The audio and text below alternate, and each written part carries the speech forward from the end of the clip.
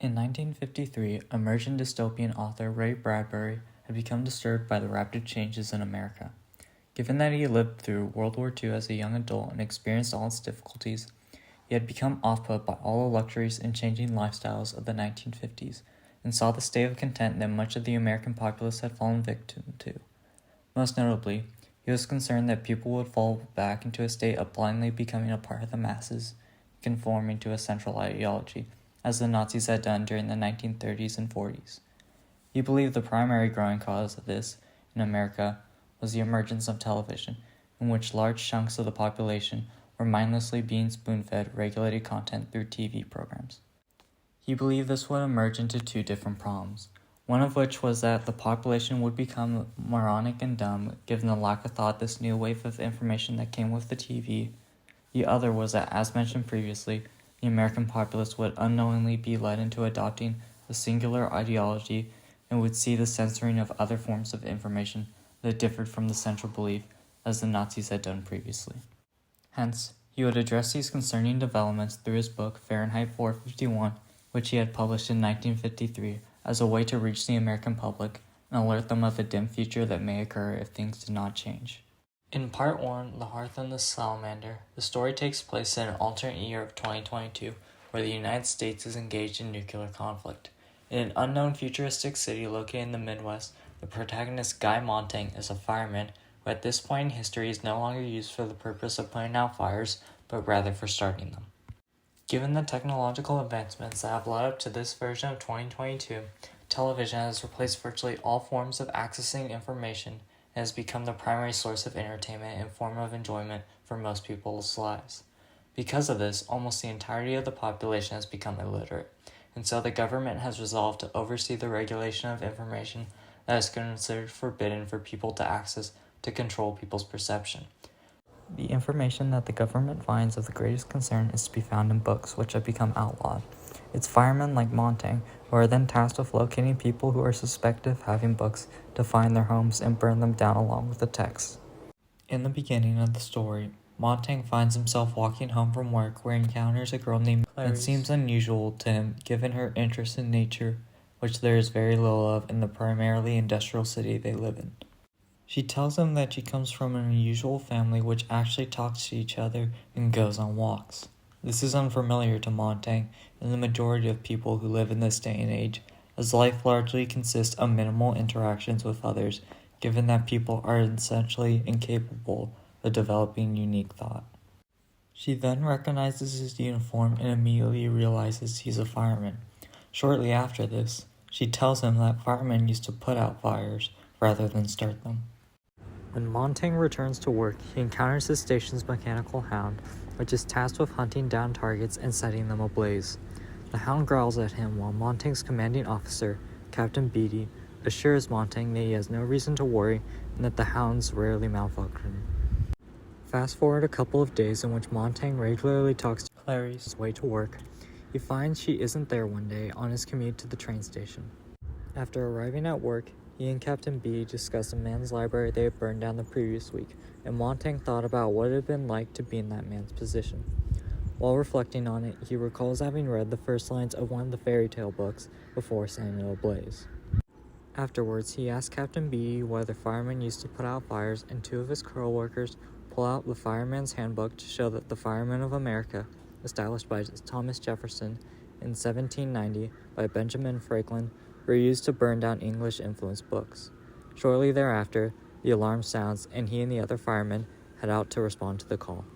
Montang and the crew of firemen arrive at a dilapidated house where they push over the woman living there to find a hidden stash of books. Before anyone could burn them, Montang secretly grabs a book and stores it in his suit. As he and the firemen finish spraying the house with kerosene, the woman who lives in the home rushes back inside with a match before Captain Beatty can ignite the house himself. Before the fireman can stop the woman, she lights the match and the house sets ablaze. The firemen, along with Montang, rush outside onto the truck and watch in silence as the house with the books and woman inside set ablaze. When Montang gets home, he hides the book under his pillow and returns to the family room where Mildred talks on and on about her TV program with an artificial family. When they both head to their separate beds in the bedroom, he asks her if she can remember the first time they met 10 years ago. She tells him she can't remember, and neither can Montang. She then goes to the bathroom and takes her sleeping pills, with Montang trying to count the number of times she swallows to make sure she doesn't take more than she should. Montang then comes to the conclusion that the fake family Mildred cares so much about on the TV is ruining his marriage. Before going to sleep, he asks her if she knows what happened to Clarice, as he hasn't seen her in a couple days. Mildred tells him that her family moved away as she was killed after being hit by a car. Montang wakes up sick the next morning and vomits from the leftover smell of kerosene. He wants to take a break from work and tries to tell Mildred about the burning of the old woman and the books, but she refuses to listen. He then tries to bait her into listening by mentioning reading books, as that had agitated her previously. But they both see Captain Beatty approaching their front porch. Captain Beatty comes to check on Montang, as he expected that he'd be sick that day, as each fireman eventually encounters a so-called problem. He tells him about the history of their work. He explains to him in a convoluted way as to how their work intertwines with history, explaining to Montang 3 central points. He tells him that as photography, film, and television emerged, people could consume information far quicker than the more personal task of reading, which became less popular. As literacy increased at one point, the amount of books published grew, and so there became a pressure for books to become more like each other for easier reading to appeal to the masses. Lastly, he says that there were a minority and special interest groups that saw books as too objectionable and sparked too much debate, to the point where we were just better off burning them. Mildred fails to listen due to her limited attention span and begins to clean up the room. While she does so, she finds Montang's book, but he shouts at her before she can reveal it, despite Beatty already secretly knowing about it. He tells Montang that as the public wanted uncontroversial and easy pleasure, the only books that remained were comic books, trade journals, and pornography. In doing so, the firemen's job changed, and they were instead used to now burn books, which were previously allowed people to pursue intellectual pursuits which made them feel superior. Finally, Montang asks how Clarice could have existed under these circumstances, and Beatty responds by telling him that they had been observing and keeping a file on her, as her family had refused to comply with the conformity of the school system. He tells Montang that Clarice is frankly better off dead. Captain Beatty tells Montang not to forget the importance of their job and says that they all get curious about books at some point, and if they do have possession of one, they have 48 hours to get rid of them before other firemen would come to burn the house down. As the captain leaves, he asks if Montang will come to work later, to which Montang responds that he might.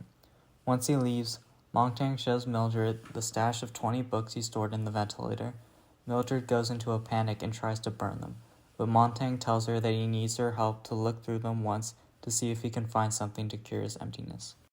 In part 2, The Sieve in the Sand, Montang and Mildred spend their afternoon reading, and Montang tries to figure out what made Clarice unique. Mildred tells him she doesn't want to talk about someone who's dead, and that she must rather see the color on her TV walls than read books. Montang says there must be something of significance in these books, but he can't seem to make sense of what he's reading. He figures out he must need to find a teacher who can help him, and remembers when he met an old English professor named Faber a couple years back. Montang finds Faber and tells him what he's trying to achieve, and Faber gives him his address and phone number along with a secret earpiece they can communicate through. While calling, Montang asks how many copies of the Bible, Shakespeare, or Plato remain in the country, and Faber responds by saying there's none. When Montang hangs up and looks through his pile of books, he realizes he may have the last copy of the Bible out there. He decides he will give Beatty a decoy version. As he begins to leave, Mildred tells him that she is having friends over to watch TV. Montang asks her if her family on TV loves her, but Mildred proceeds to ignore the question. Montang takes the subway to Faber's house and tries to memorize verses from the Bible. While on the train, he struggles to concentrate because of the music coming from the radio, and in front of all the passengers, Montang gets up and shouts at the radio while waving his book. The passengers call the guard, but Montang gets off. When Montang arrives at Faber's home, he shows him the book to assure him that he can be trusted. Montang asks Faber if he can teach him how to read, to which Faber tells him that it's not the book itself that's important, but the meanings they have, which can be found in other mediums. The difference, however, is that reading gives quality information, as people have the freedom to digest it as well as interpret and process it in their own way. Television is easy, and while more real, as Mildred has said, it is also more controlling. Books can be put down and allowed time to think, but television can't seemingly be escaped in the world they live in. Montaigne says that to discredit firemen, they can plant books in their houses to cause them to get burned down. However, they realize that at the heart of the problem, the public made the decision to stop reading by their own will. Faber suggests that the ongoing war will eventually cause the death of the TV families and will serve as a point where books can be brought back. To convince Faber to assist Montaigne in his plan, he proceeds to pull out pages of the Bible and convinces him to go to his friend, who can create a copy of the book for Montaigne to give to Beattie. As Montaigne heads home, he communicates with Faber via an earbud and hears that the country is completely mobilized for war. When Montaigne gets home, he sees Mildred and her two friends on the couch watching TV. Montaigne turns off the TV and tries to talk to them. They reluctantly talk to him and tell him that they voted in the last presidential election solely off of physical appearance and other unimportant qualities, which angers Montaigne. They then proceed to tell their delusional takes on their families fighting in the war, which angers him further. Montaigne takes out a book of poetry and reads it to them despite being told not to. Mildred tries to de-escalate the situation by saying that each fireman is allowed to take a book home to show how pointless they are. Montaigne refuses to play along and puts Mildred's friends in tears after reading them the poetry, with them claiming that reading causes emotional instability. Montaigne tosses the book in the incinerator and tells them to go home and rethink their empty lives. Montaigne then leaves for the station and hands the book over to Captain Beattie, who tosses it in the trash can. Captain Beattie welcomes him back, but as soon as they're done, the alarm sets off and they head out for the next call. As Beattie stops the truck, Montaigne looks out to see that they've arrived at their destination, being Montaigne's very own house. In Part 3, Burning Bright, Montaigne watches Mildred race out of the house with a suitcase and takes a taxi. Montaigne figures out that she must have been the one who called in and set off the alarm. Beattie tells him to burn down the house by himself with the flamethrower and alerts him that the mechanical hound is watching him and will kill him if he tries to escape. Montaigne proceeds to burn everything down, and after doing so, Captain Beattie goes to arrest him, but Montaigne turns the flamethrower on him before he can do so, turning him to a crisp. The two other firemen stand still in shock, and Montaigne rushes to knock them out before they can do anything. The mechanical hound then strikes Montaigne and injects him in the leg with anesthetic before he manages to destroy it with flames. Montaigne then sneaks away, running down the alley. Montaigne then climbs the fence of his co-worker's house and plants a book in his home and sets off the alarm. After doing so, he rushes to Faber's house to seek what he should do next. Montaigne tells Faber what happened with the mechanical hound and Beattie, and Faber suggests to him to follow a set of train tracks outside the city so that he can find people just like them. Before Montaigne leaves, Faber turns on the TV and finds that Montaigne is now being marked a criminal, and additional hounds and helicopters are being sent to look for him. As Montaigne runs through the streets of the city, he looks through the windows of different houses and notices that everyone's following what's happening. As he sees that the search party is getting closer and closer to him, he jumps in the river before they can catch him. As Montaigne jumps into the river and floats away, he sees that the search party, along with the helicopters, moves in the opposite direction, having lost him. Montaigne floats ashore in the woods and finds the set of train tracks, which he follows to an encampment. At the encampment, Montaigne meets Granger and 4 other intellectuals who, prior to going into isolation, were professors. Granger tells Montaigne that they are one of thousands of groups in the United States that have learned to memorize books and store them in their head to preserve literature. He then tells Montaigne that he's important as he serves as a backup copy of the Book of Ecstasies. During their discussion, they're interrupted by planes flying overhead. As they look off into the distance, a cluster of bombs are dropped on the city. As the nuclear blast goes off, vaporizing the city and everyone in it, a shockwave is sent out, knocking all the men onto the ground. As the aftershock calms down, Montaigne and the rest of the group get up and come together to have a discussion. Granger compares the event to that of a phoenix rising again from its very own ashes. He says it's their time to rebuild and says that before they do so, they should build a mirror factory so that man could take a long look at themselves.